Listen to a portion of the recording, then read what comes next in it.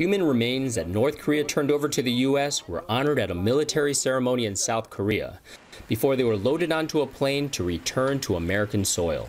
The U.S. military believes that many, perhaps all, belong to American soldiers who didn't return from the Korean War more than 60 years ago.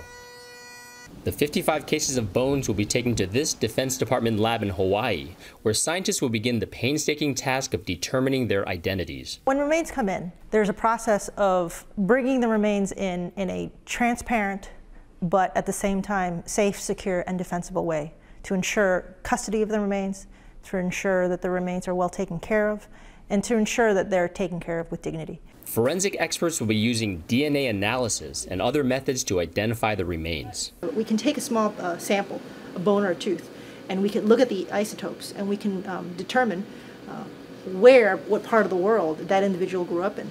DPAA. They will also use other clues that may be contained in the 55 boxes. It's a jigsaw puzzle, essentially.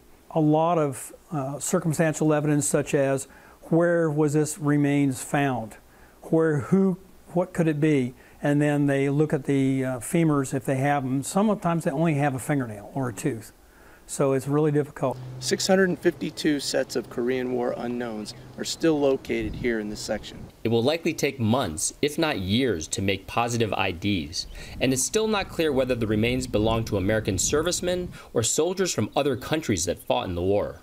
Well, I think that the big thing is for people to understand the depth that the United States goes in honoring their missing service members. Officials hope the effort will eventually bring closure to at least some families of the nearly 7,700 American soldiers who didn't come home from the Korean War. Terry Che, Associated Press.